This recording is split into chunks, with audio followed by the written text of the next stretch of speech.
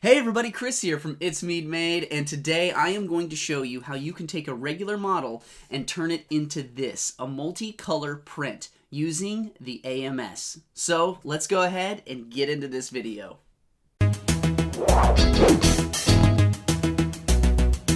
Alright, so I am very excited about this video today, mostly because you guys have been requesting it. Ever since I started this series with Bambu Studio, you guys are like, AMS, we need to know how to color our 3D prints. So that's what this video is all about. I am going to show you exactly what you need to know when it comes to your AMS and the settings in Bambu Studio, as well as how to paint your 3D prints. Now, I tell you what, it did take me some time to get used to the painting tools, but I've realized that there are certain tools that are great for one thing and terrible for another, and you just got to understand what all of the tools do, because you need to understand all of them to be able to successfully paint your 3D prints. So let's go ahead, jump into Bambu Studio, and get started. Before we get started, I just wanted you to see what version of Bambu Studio I'm actually running. This is the latest version as of now, and it is 1.7.4.52. Alright, so let's close this and get started. So one of the best things about all of the Bambu printers is the AMS that you can have and be able to print multicolor prints. But there's a few learning curves when it comes to painting your 3D prints. And I'm going to show you everything you really need to know when it comes to painting your models. Now up here on the left side where it says filament, this is all of your filament colors and this shows your AMS. Now, just starting off, we have our flushing volumes. So when you click that, you get this dialog box, and this will actually show you how much filament is being flushed between each color. So this column is from, this column is to. Now the one area where this helps the most is when you are going from one extreme to another. So let's say that we're going from white to black, or actually let's say black to white. Now that black could still stay in the nozzle and you could get some like muddied white, and even when it comes to the red, you could get some white that is a little bit pink because it didn't flush the red out enough. So this is where you would change that to be able to push out just a little more color. So if I have this white right here and I'm going to this red, I could actually move this up to say 220, and then I could actually get more filament pushed out. Now the one thing I will say with this is the higher the numbers, the more waste. You're going to get a lot more wasted filament because it's pushing that through the nozzle. So just be aware of this. I personally just leave it right at the defaults, and so far I've had no problems whatsoever. Now that we've talked about flushing volumes, to the right you're going to see a plus and minus, and this is how you can add and subtract more filaments. So if you get another AMS, you could easily add 4 more slots right here and then make these colors whatever you want them. And in turn you can also hit the subtract button to remove those spools of filament. Then there's this icon, Synchronize Filament List from AMS. Now you can change the colors of your AMS, and then these colors might not match up, so you can actually sync them up. I'm not going to hit that right now because first we're going to go over to the device and I'm going to show you how to do that. So all we have to do is go to Device up here on the top, and over here on the right is our AMS. So these colors right here are not actually accurate because I have moved around some filaments and swapped some out. To change the filaments in your AMS, all you have to do is click this little pencil icon. So this one right here is not actually gold.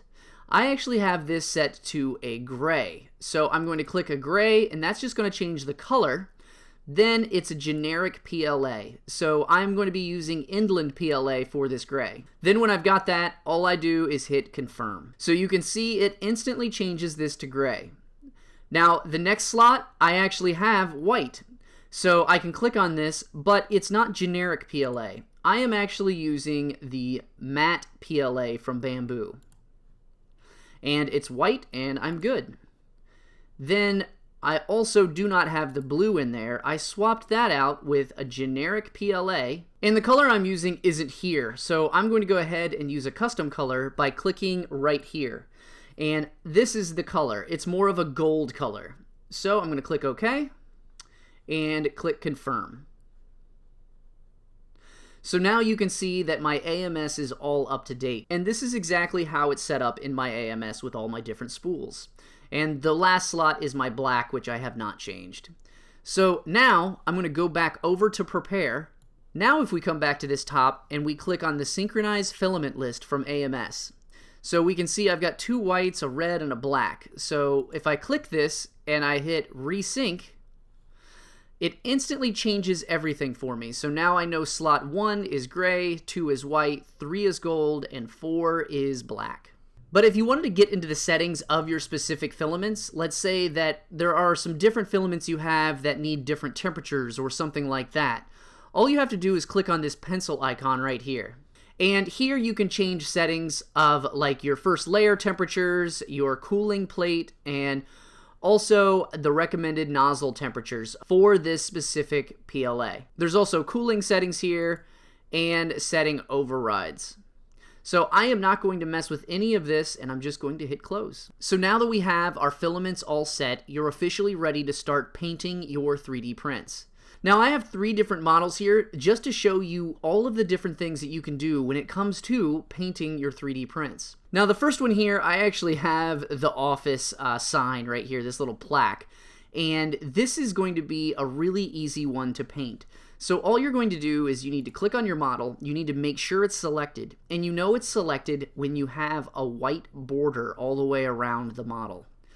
Then we come all the way up here to this little paint bucket, or you can hit the letter N on your keyboard. Once you click this, then it's going to give you all of the settings when it comes to painting your 3D prints. One thing you'll also note is there is nothing around here. When you are painting, it instantly takes you into isolation mode. So this is the only thing that you can see. At the very top of your little menu right here, you have your filaments, so you can easily click between each filament. But you can also actually just use your keyboard shortcut, and it's 1, 2, 3. So if I hit 1, 2, 3, 4, it's pretty easy. Now all I'm wanting to do is make this top words white and then the bottom black. And there is a special tool right here called Height Range. And this is actually where you are coloring the entire layer. So all you have to do is click on this. Then you just scroll down here to get to a view from the side. And I'm going to make sure I can actually see it. Then I am going to click on the white, click on just the top, and then I can just click and drag down. And you can see how it is actually just printing the entire layer. So then I can actually click on this 4 and then click and start at the very bottom. And I can just work my way up until I hit that. So now you can see within just a few seconds we have painted the height range on this actual placard. And it is going to be really easy to print. And the nice thing about when you're doing models like this, like signs and things like that, is this doesn't actually take a ton of time. When you're printing color prints, when it's flushing out the different colors, it does take a lot of time. This literally only has one flush. It's going to print it all black, then it's going to switch to white, and that's it. So these kind of things go really quickly. Now, all you got to do to get out of this mode is you have to click on the background. But a few more things I just wanted to show you. You also have your height range. So if I go to a side view, you can actually see that it is actually grabbing a chunk of actual things to paint at once. And that is my height range right here, because I can actually make this thing do the entire thing at once if I wanted to, if you've got a bigger model. Or I could make it just do a little bit at a time, and you can see how it does those lines. Now you will also notice that it'll show it and it might look a little jaggy.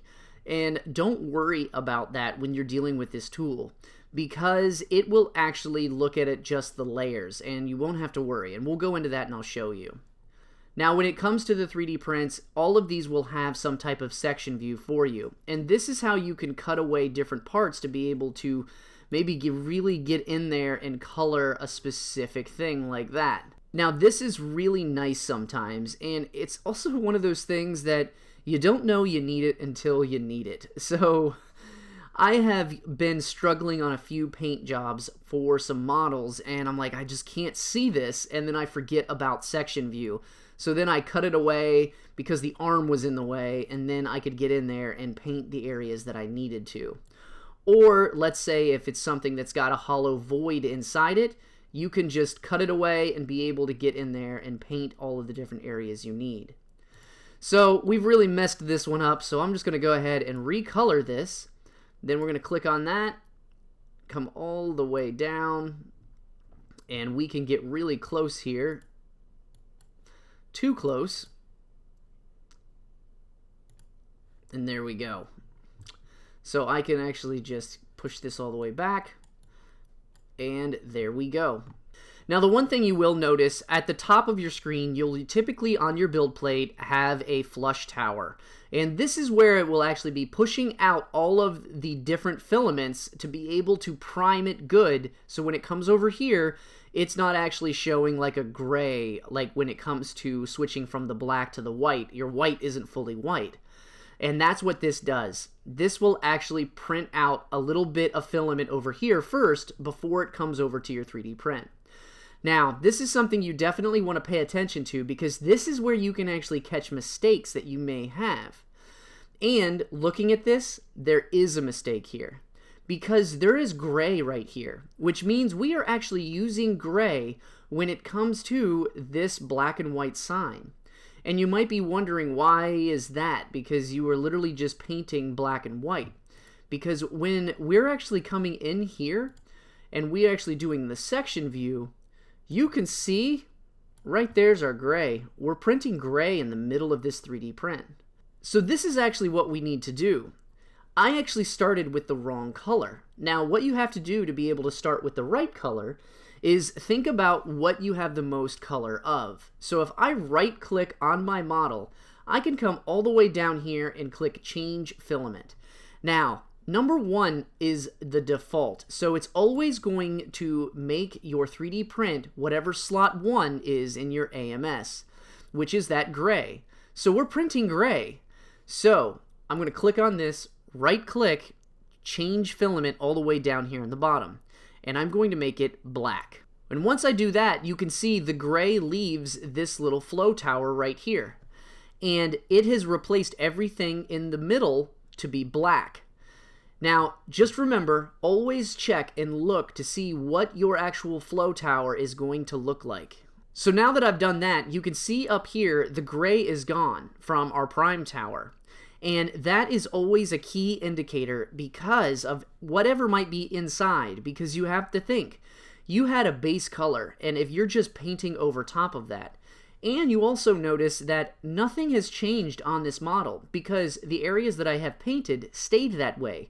We just changed the base color, and the filament and infill of this print was actually going to be printing in that gray color, which means it would have taken a lot longer to 3D print. Alright, real quick. I just gotta say thank you. Thank you to all of these amazing people for supporting me on Patreon this month. If you want to be like these amazing people, you will also get exclusive access to my behind-the-scenes content, as well as access to my private Discord channels, where we talk about 3D printing, painting, fixing our 3D printers, and all the fails that we might have and how to get around them. But it's a great community, and it's growing every day. If you're interested, I'll go ahead and put a link below for you. Other than that, let's get back to this video. So moving on to the other plate, I have this cute little duckling that the guys from Inspired actually 3D modeled. And I chose this because it's such a simple model, and it's going to be really easy to print because there are no supports. So we're going to go ahead and paint this with some different tools. Now before we get started, I am trying to think about, okay, what is the main color of this duck? And I realized it's not gray, it's going to be white. So I'm going to do the same thing again. I'm going to click the duck, right click on him, and go all the way down to the bottom where it says change filament. Then I'm going to click on the white. So now our little duckling is going to be white from the base. Then we're going to click on our color painting, And now I am going to go ahead and get the gray. So I'm going to click this gray right here, and this is going to allow me to use a few different tools in this color. Now the first one is the circle tool. So the circle tool is, honestly, it's the easiest thing to understand. It's literally a brush.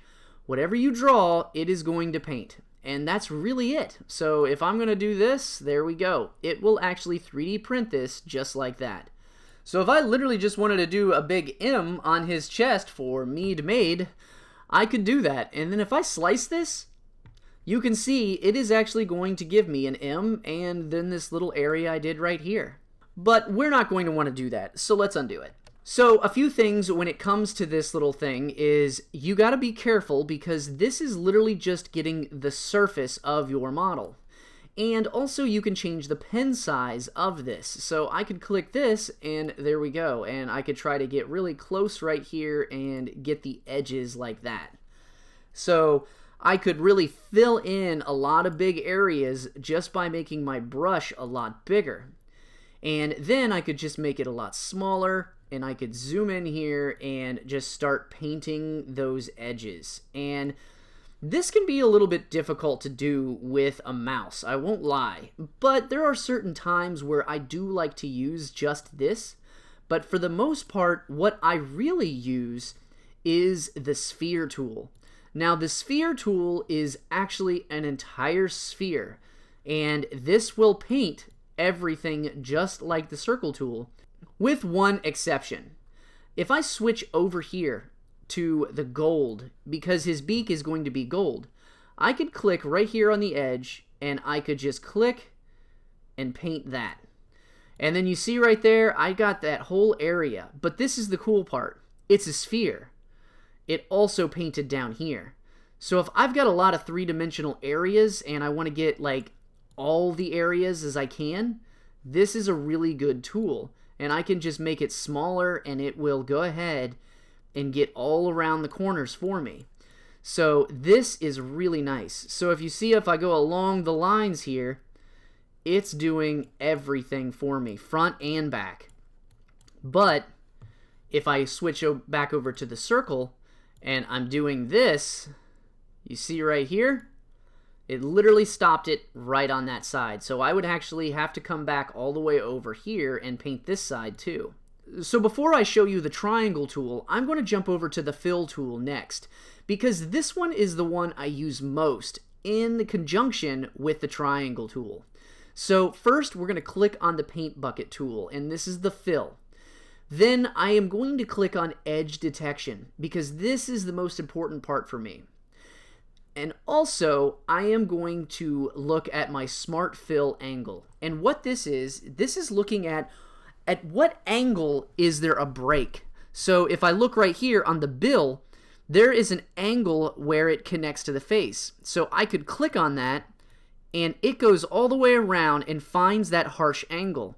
And look at how clean that is. That would take quite some time to be able to use the sphere tool or the actual circle tool.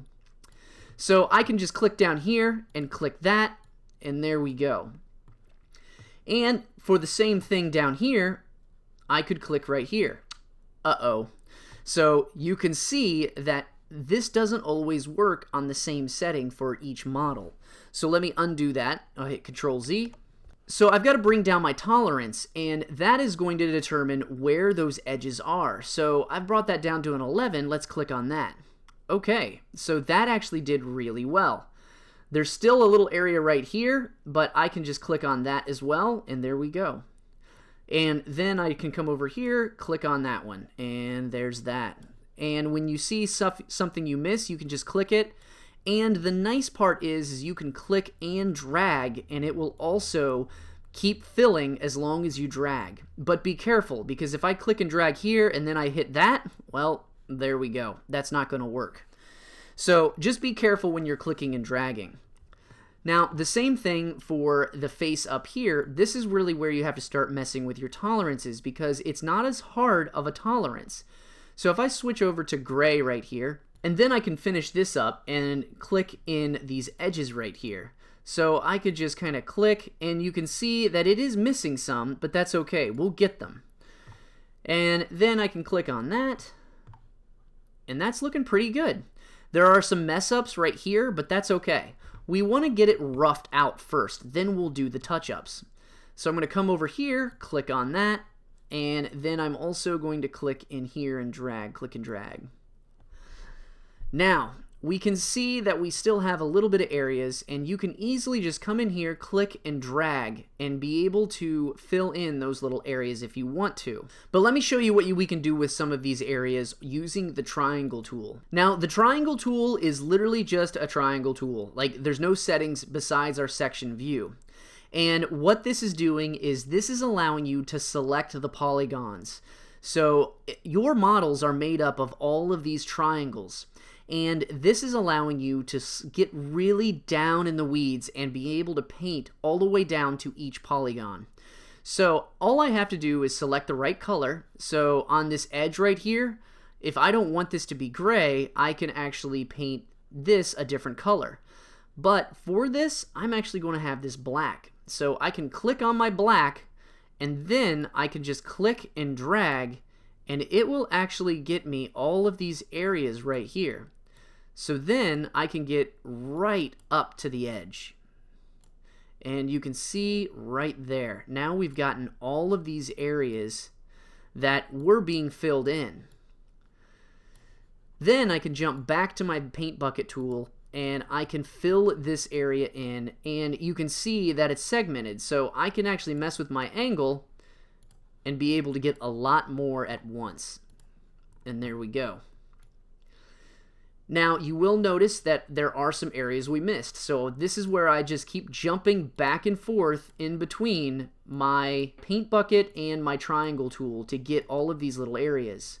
Now, you might notice that there's a few little areas that you might miss. And there is a great tool to help you with that. And that is called Gap Fill right here on the end. Now, all you have to do is increase this, and then you can just hit Apply. And there you go, you can see that it filled in all of these little areas. Now the one thing is sometimes the gap fill doesn't always work. Like you can still see that there are some areas right here that still need to be filled in. But that's why we just go back in with our triangle tool and we just manually color those in. Alright, so I went ahead and finished all of the painting using all of the same tools. Now this is the one thing I will say that I absolutely love doing.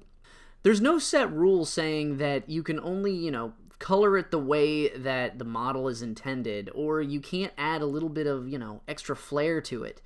And that's my favorite thing about this. You can really add in just little details that just bring it out. So one of the things right here, the nostrils. I am going to go ahead and take my sphere tool and I'm going to crank that down. And I'm just going to paint this in just so we can actually have the nostrils actually coming out of color filament. So I'm going to go ahead and just paint these nostrils in just like this. And that way it's just that little extra detail that is so much fun. So that's going to look really nice. The other thing is I'll take the white and I like to increase this just a little bit. And I'm going to put just like a little highlight, just like I normally would on if I was actually painting this. So there we go. So now that just gave it just even more life to it because it's just those little things. And you can paint this however you wanted to. So now all we have to do is slice it and there we go. So you can see right here, there's everything and it looks really nice. It's going to be a nice little print. So once you slice it, you're going to be able to see your priming tower over here. And this is, remember, where it's just kind of flushing out that filament change. That way you're not going to get any weird colors over here that are like mixed in. The other thing is when you look through this list, you can actually get a full breakdown of how much filament is being used in the model and how much filament is actually being flushed out of the model. And you will be shocked to see that there is more wasted filament than there's used filament. And this is the thing that it bothers me the most about doing this. And I can see right here that it's 26.22 millimeters of wasted filament, or 79 grams. Almost 80 grams of filament is being wasted to make this one thing that is literally 12.4 meters or 38 grams. Now, the one thing about this, there is a way to where you're not wasting as much filament, or I guess you're wasting the same amount, but you're getting a better utilization out of it. And that is printing more. So if I was to duplicate this a few times, let's say I'm just going to make a bed full of ducks. And that's what we're doing, because, you know, it's a bed full of ducks. So all I've got to do is arrange these on the bed. So I've got these arranged on the bed. Now if I slice this again, you can see here that I am actually still wasting the same amount. So I'm wasting almost 80 grams. But now I'm using 125 grams of actual filament for these ducks. So when you're flushing between layers, it doesn't matter how many you have. Those flushes are happening. So if you actually need more than one, it's the best opportunity to print as many as you can and take advantage of all of that wasted filament. That way you're not actually wasting that much just on one little duck. I mean, we were using just, 10 or it was 12 grams of filament and 80 grams of wasted filament. So it's always a good practice to, if you have the filament and you really like whatever this is, it's worth printing more. But that's my opinion. I know some people might be like, well, I just want one and I don't care, and that's perfectly fine. I'm not buying your filament. But I'm buying my filament and I don't want to waste it. I'm like, I'd rather it go to stuff that I could actually like and use instead of just making a bunch of bamboo poops that I have to figure out what to do with at a later date. So the last model I have to show as an example of painting is a Flexi. And this is from Flexi Factory. This is their latest Bambu Panda, and they actually made it for this printer, which I think is awesome. So this thing right here, they design it with AMSs in mind. And what that means is when you click here, and if you go to your paint bucket tool, you can see all of these hard edges. I mean, that's what this is intended for. They intend for you to be able to paint this really fast and be able to get your stuff like ready to go. Like, you can see how quick this is going. And I can do this super fast. Like, it takes me no time to be able to paint one of these. And that is all because it's really designed to do it. And with all of these hard edges and things like that, now there are some things here that they change up to where you need to be able to use your gap fill. So if I use my gap fill and apply it, you can see that all of those little areas just went away, and all I have to do is just paint bucket a few more things, and that's literally it. And it makes life so much easier when you actually are dealing with a model that's intended to be painted. And I can see a lot more artists doing this because a lot of people aren't wanting to paint stuff, unfortunately, which makes me sad, but they want to just be able to have something done. So this right here, you can see in just me jabbering, we have just painted this entire thing, and now he is ready to go. And that's it. So sometimes you're going to run into models that are incredibly easy to paint, and that is only due to they know that people are wanting to use an AMS for their 3D models.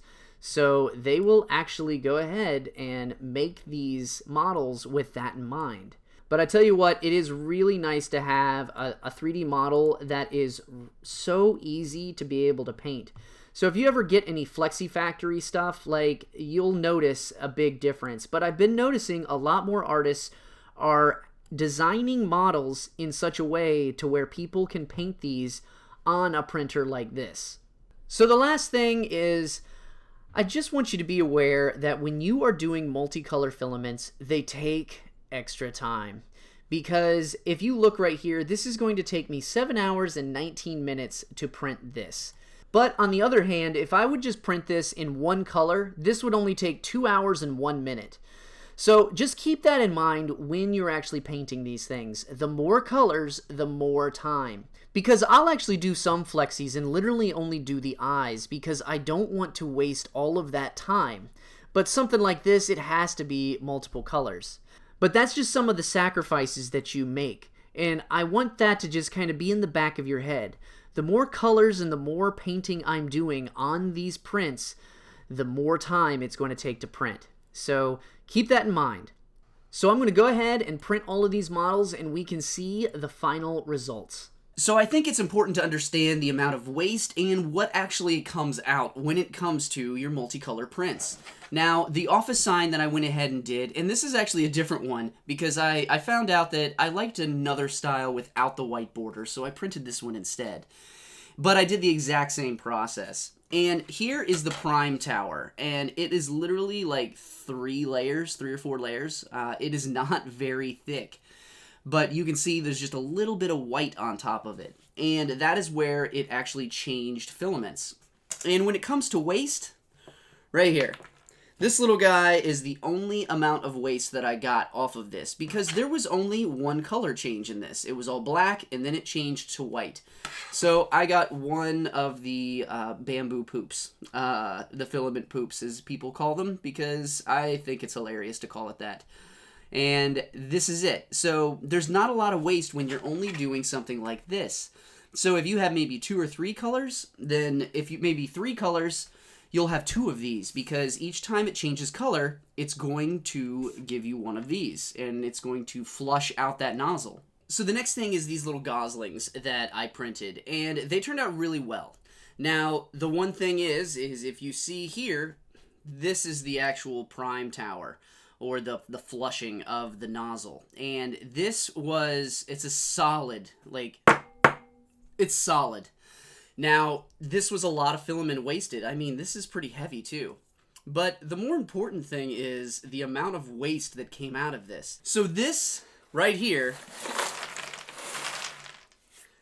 is the amount of filament that I actually wasted when it comes to printing these little ducks.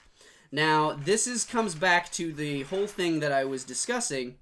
If I printed one of these little ducks, this right here would still be the exact same. That's why I went ahead and printed multiples, because it's really just the amount of filament in this, which wasn't much. And it didn't increase my time that much either. But I feel more comfortable when I'm getting the most out of it. So I am not having all of this waste right here to just be able to print one little thing, because there's more filament here than there is here. And that's the important thing to realize when you're actually using the AMS. Now, some people might see this and be like, I don't care. I'm like, I want this thing and that's all I want. And that's fine. I'm not buying your filament, so I don't care if you waste a ton of filament. I'm sorry. But, it is what it is. For me, I like to be conservative, so I am going to try to get the most bang for my buck. So I actually got a bunch of these little guys, and I wasted this much. I'm willing to say, okay, I'm okay with that, because there's more filament in all of these ducks than there is this. For some reason, I would rather actually have more, printed results than waste. But these are the things that I just want you to think about when you're actually 3D printing with your AMS, because it is wasteful. So the next thing I have is my little flexi panda, and he turned out really good, and I like multicolor flexies. Now, for me personally, I use my AMS a lot more for flexies than I do for anything else, because I love the idea of I don't have to paint this. Because when you paint a flexi, just the wear and tear of it will actually start to rub off the paint, even if you're using clear coats. Over time, they do, and I've painted a lot of flexis in the past, and it happens every single time. But with this, I mean, I can give this to a little kid and not have to worry, because this is just like a toy to give to somebody. And I think it's a really good use for an AMS. When you have multicolor prints with stuff that is being handled a lot and things like that, then it turns into more of a toy than anything. Now, here is the amount of waste that I had with this guy. Now, this also is something very nice that is worth printing. This is actually a bamboo poop chute collector. And you can get these anywhere. Thingiverse has some, and this is one that I actually got off of Thangs. But it's even got the little bamboo logo right there. But this actually just hugs right up against my X1 carbon. And right here is where the chute comes out, and you can see this angle right here. And it just kind of falls in, slides up and around. That way we don't actually get any clogs on our prints. Because if the little poops get stuck on the actual chute, then it will stop the print and say, hey, you need to clear it out. But this is really good just because it's an angle. You want to make sure that you find something that actually has a nice little angle to where they kind of hit and slide. Because they were all actually at the front right here instead of collecting right there. So this is all the waste from the actual Panda. And you might notice that this pile versus this pile is completely different. This one's a lot smaller. And that is because of the print itself. If you actually look at this print, I only have 2 colors for a vast majority of it. And then, just for the eyeballs, I actually have some green right there.